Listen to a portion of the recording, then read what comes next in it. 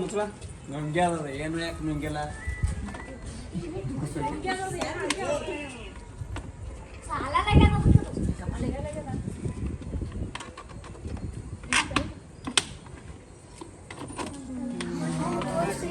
ಊದಿನ ಕಡ್ಡಿ ಕೊಡ್ರಿ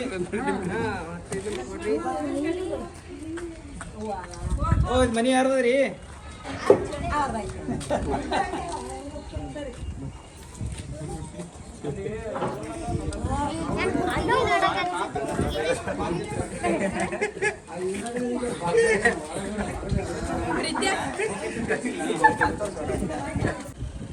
ಎಲ್ಲರಿಗೂ ನಮಸ್ಕಾರ.